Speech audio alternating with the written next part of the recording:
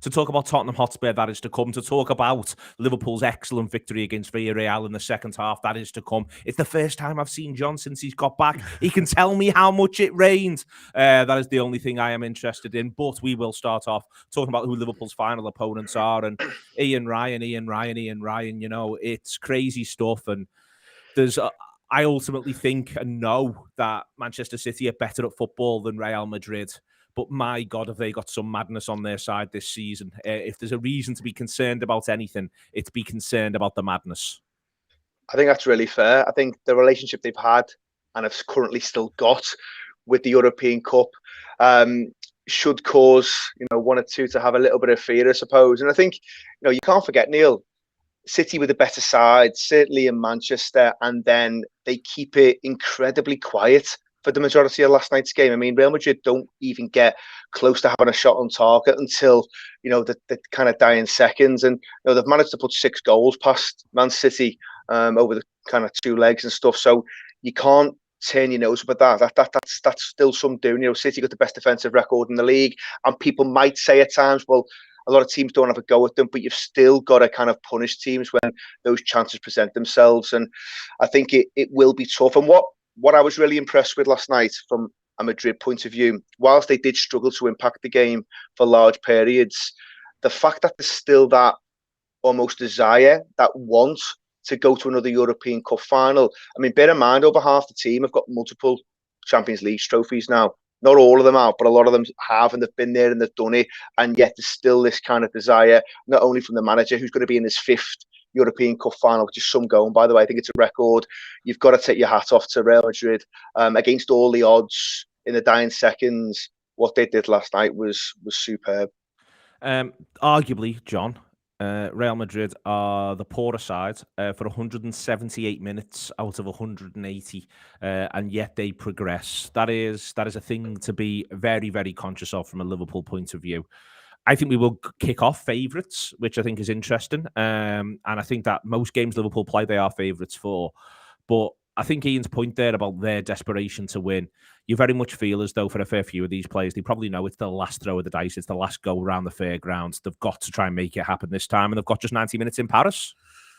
Yeah, but also, I mean, that's true. But I was really impressed with those young lads last night, the ones who especially came on and changed the game for them. And I think, you know, that's something to be feared as well. You know, this idea that, I mean, I don't watch tons of Spanish football. I don't even know what channel it's on. I can't find it most of the time, in my defence. But you know a little bit about Real Madrid. You watch the Champions League and stuff like that, and you're aware of the work. But some, you know, the young players who came on and as he changed the game for them and showed that, you know, lack of fear and on the sort of the biggest stage really is, I think, something to be concerned with as well. I think Liverpool, you know, in terms of the starting 11s, I think will be better than Real, and I think, look, we'll have quality off the bench as well, and we showed that, you know, in spades against Villarreal. But that was just an extra little thing there where you think, I'm going, these lads, you know, they're not just talented players, but also,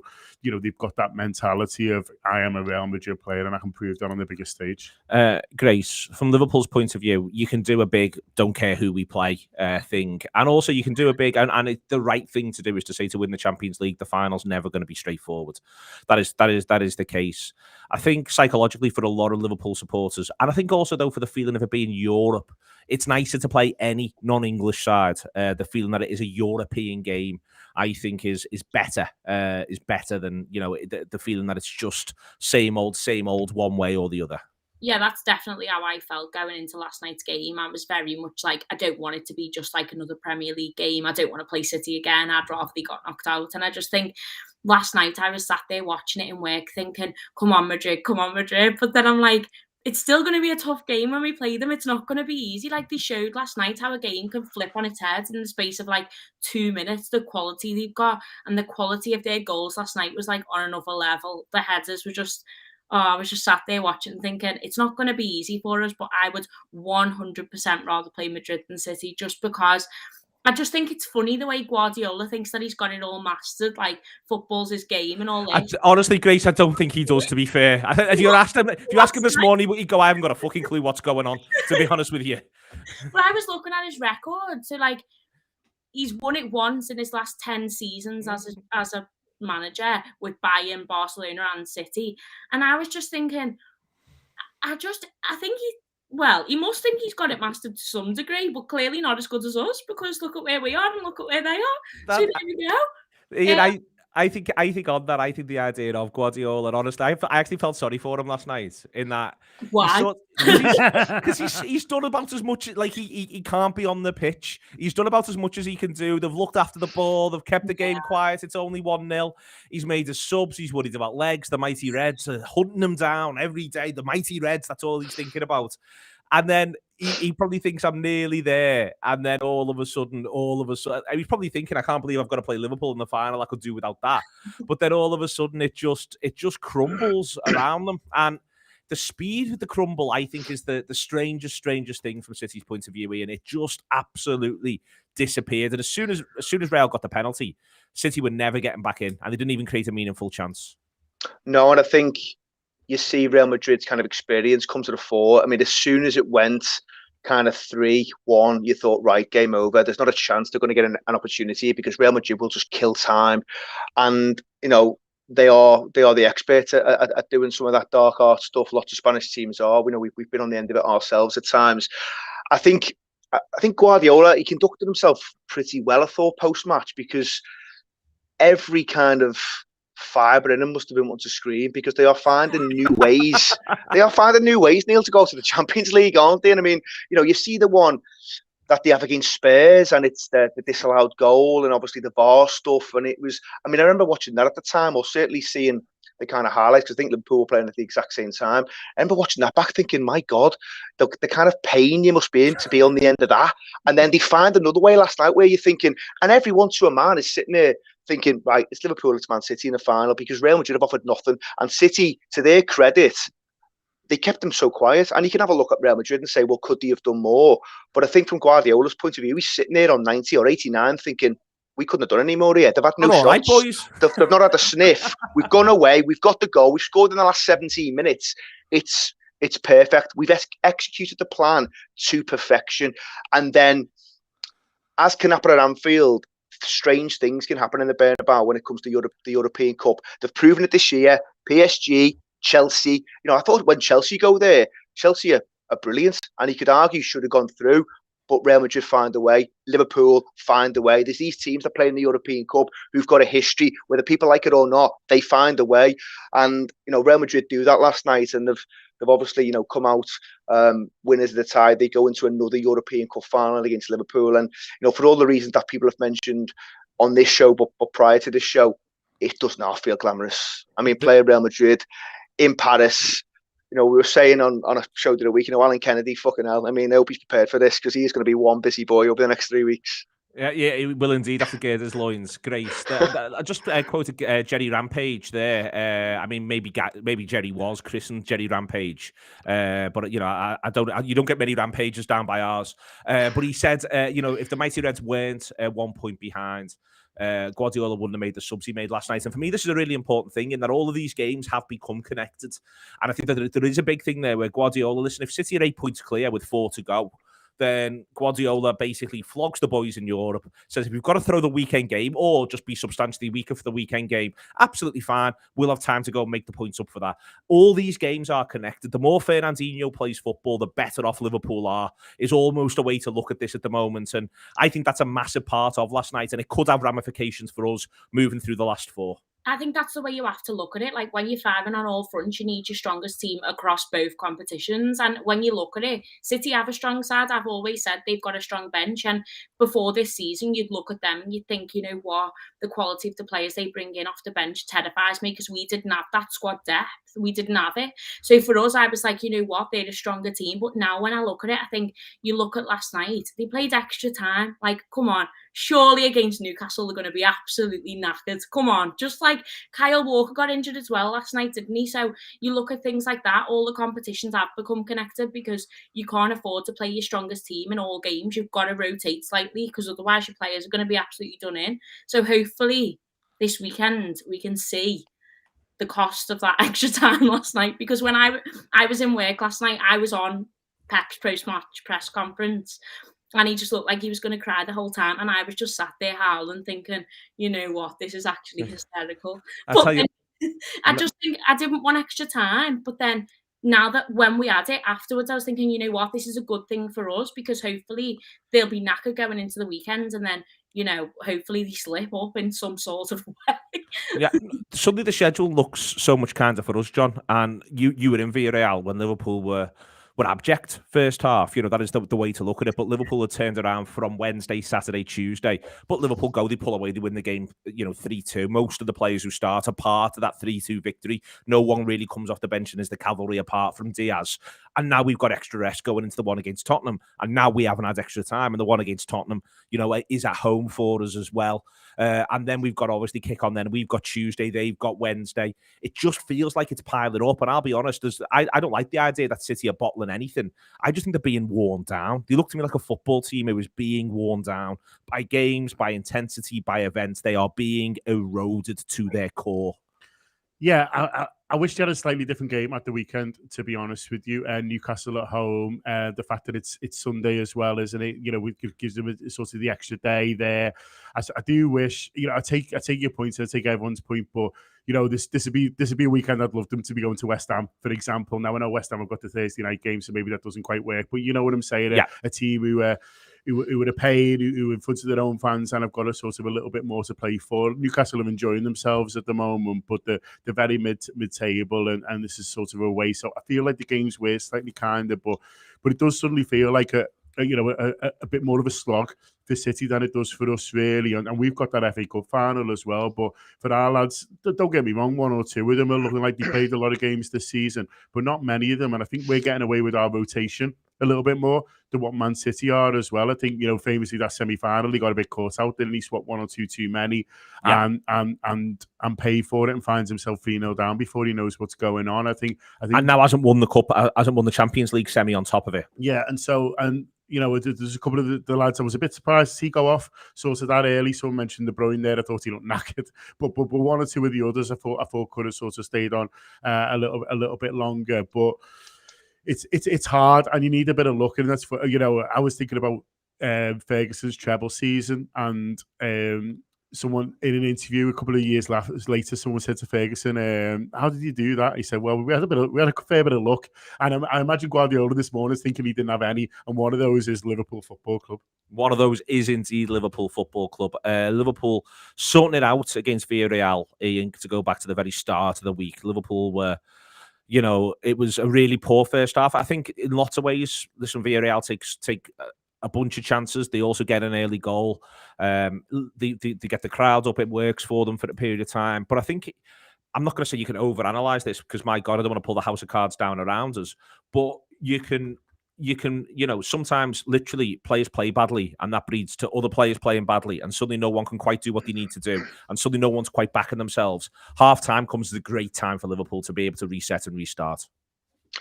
Yeah, I think that's really fair. I think it was a performance that not many of us saw coming, and I think sometimes complacency can be a thing. We don't like to talk about that because we like to think our players and the manager and everyone's perfect and stuff around the club, and I think for a lot of the time that is true. But I think it's hard sometimes if you've played the team the week before and you are far superior.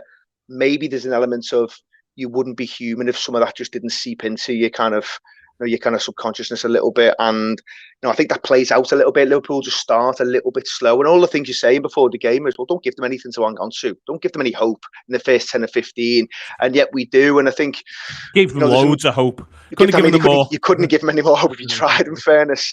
And I think what's a testament to this team and this manager is that they go and sort it out. And I think you mentioned this on the show, Neil. The easiest thing in the world is to pull the trigger on a number of substitutions.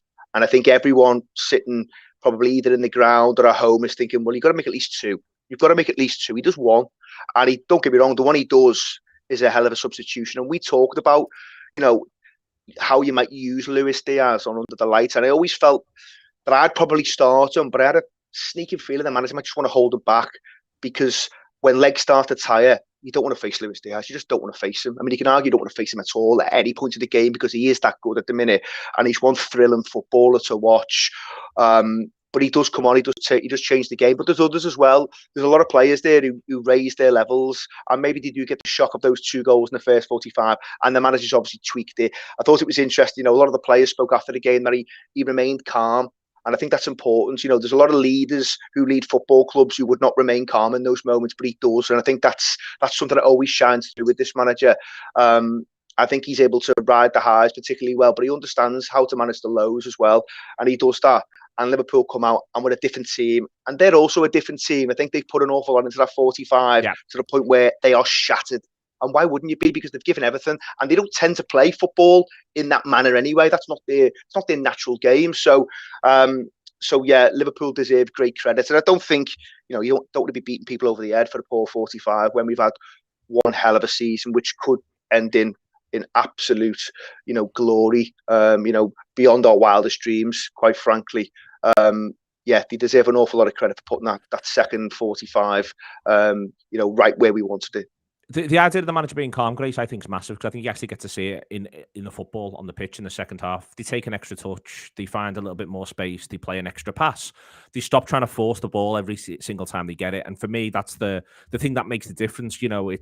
It's fascinating. It's the holding midfielder who's able to almost waltz up the pitch and end up in their penalty area to then smash it home. That wasn't happening earlier in the game. And the reason why was the game was so stretched. It was so end-to-end, and it wasn't like Liverpool were doing anything that good, but there was no phases of control where suddenly one player can burst. He can pick his moments and burst. It was just loads of lads running around and bursting all over the pitch, which wasn't useful. And that's what does change in the second half. It's that calm. Yeah, we've noticed when sides come to Anfield, especially when they put up this attack and threat first half, that sometimes we just don't know how to deal with it because we're so attacking ourselves. It's like when both teams attack, the game's too stretched, it's just too open.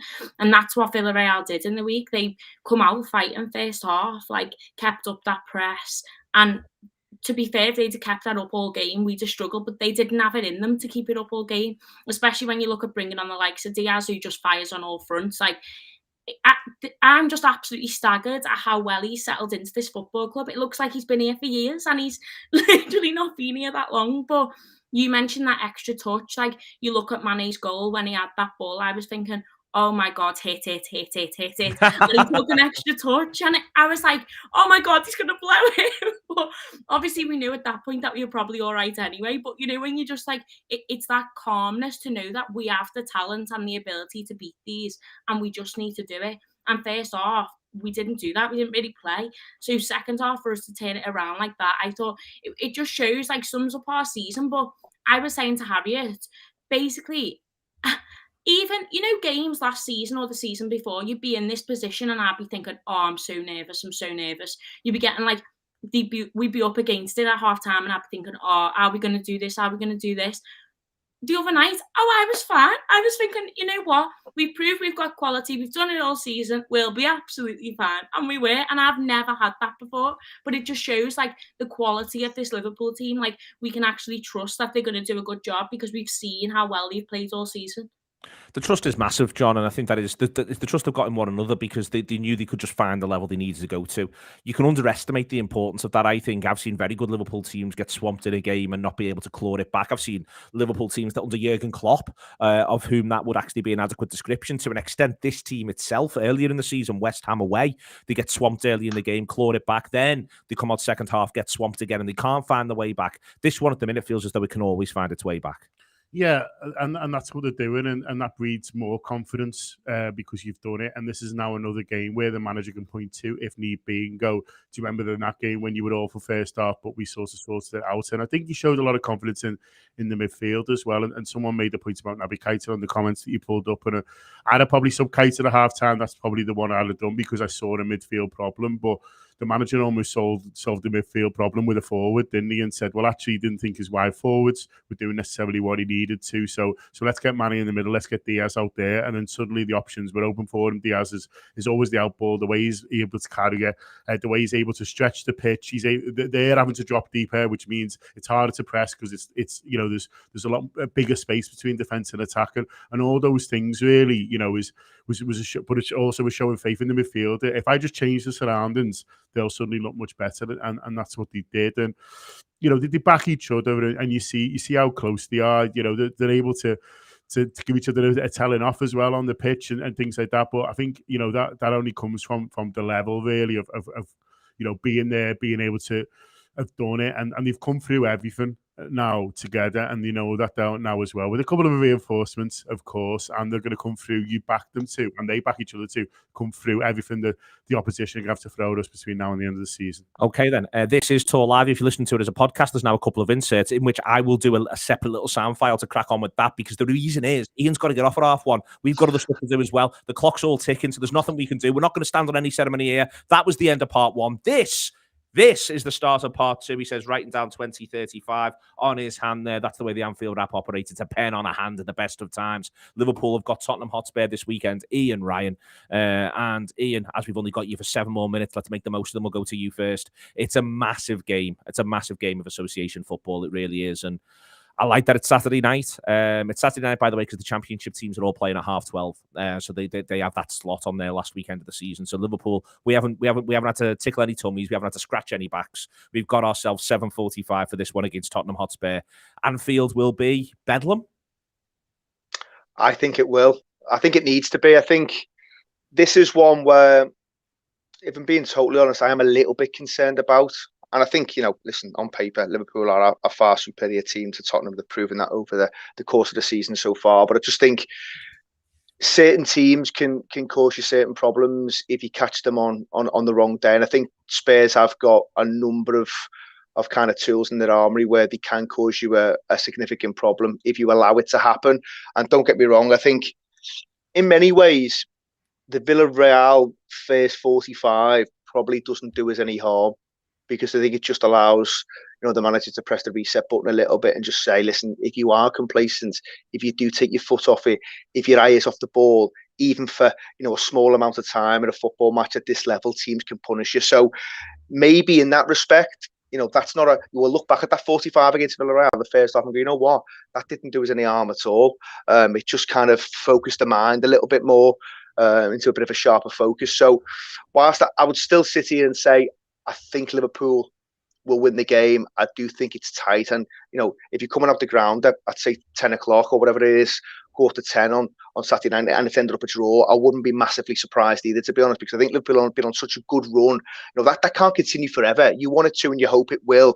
But at some point, even the greatest football teams in the world can drop points and can slip up and stuff. And I think, you know, it is set up to be, I think, a bit of a cracker, to be honest. You know, the TV kind of thing and the kickoff time plays into that as well. You know, I think you can't underestimate sometimes as well. I mean, Spurs have got their own thing to fight for. You know, they're in a battle for the top 4. Can't forget that at all. So you can't forget that. So they're coming with something to prove. But actually, you know, when John was talking before about, you know, Newcastle going to City, I don't think you can underestimate sometimes how teams can just get fired up to spoil the party. You know, we've seen it ourselves at times. And I know when we go to Newcastle, for instance, you know, when they're under Rafa Benitez, when they're under Rafa, I should say, and they just galvanise the crowd. It's a night game and stuff, and they've got nothing to play for. But I know there's the Benitez link there. I couldn't believe the energy levels from them that night and how much they wanted to almost stop Liverpool. And sometimes I just think teams can just raise the game just to want to spoil the party. But let's be under no illusion here. Spurs have got a lot to play for. You know, that top 4 thing is massive for them. They've got the big game with Arsenal on the horizon. But you just hope that Liverpool have got enough in the legs. They'll probably tweak 1 or 2. You'll see Diaz come back, and I expect, and start from the kickoff. Yeah, could be a cracker deal. Could be a cracker, Grace. I think it will be a very, very good game. I think that the thing is, Liverpool, this is one for a fast start, because the one thing that Conte won't want is to get whacked. The one thing we don't want is to spend 45 minutes, the first 45 minutes, looking for a goal and opening ourselves up increasingly on the counter-attack. You know, if Liverpool could cash in their 2-0 on 15 chips at some point this season, I'd quite like to do it on Saturday. I'd quite like the crowd to be up. And I'd also quite like Tottenham to be left thinking, well, there's more challenges to come, to be honest. If Liverpool could start fast, then I think it may not be a classic. It may become a bit of a run-of-the-mill game where we all get to have a lovely time. Yeah, we can't come out like we did against Villarreal the other night. We've got to come out and find that early goal straight up. I think if we hit them with our pace, we score an early goal, I think then we've won it, in my opinion. But I think if you give them any time on the ball, they'll show what they're capable of. Like, you look at Kane, you look at Son. The attack and threat off scares me, but at the same time, I'm like, no, because we can do more than that. So why are we so bothered about players like that when we know the quality we've got in our side? But I think the most important thing is they're going to try and get us on the counter, most probably.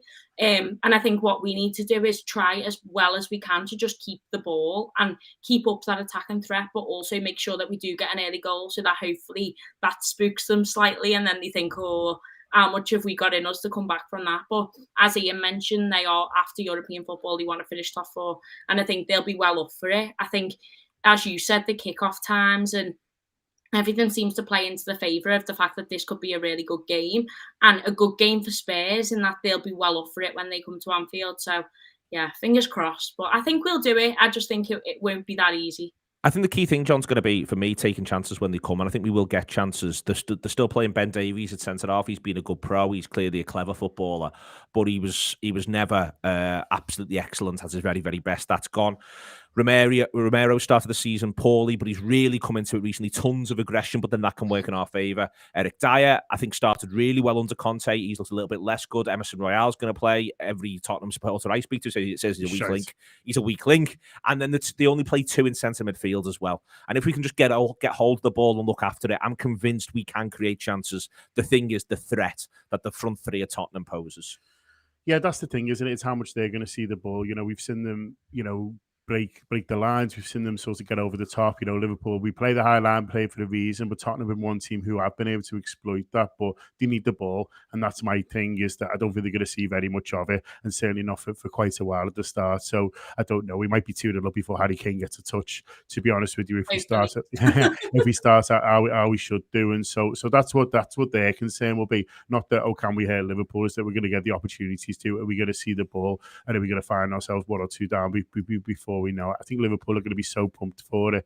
I think the kickoff time does help us. I think, I think he might pick a team. It might be one of those where he picks a side with an eye on, sort of what's going on. I think Milner's going to play. I thought he was great against Newcastle, and I think he's sort of become another option. And I don't know. Saturday night says James Milner to me, just volleying, lads. I mean, that is the spirit. Most definitely the spirit. Ian, is there any change you see coming from Jurgen Klopp? I think I mentioned before, you fully expect Diaz to come in now and start the game. I mean, I'd probably be starting them every single game now until the end of the season, and there's not that many left, is there? But I think he just looks to be one that's got that little bit extra in him at the minute. And I think, for all the brilliance of Diogo Jota in front of goal, I think it's been mentioned many times that, there are maybe some games that just pass him by a little bit.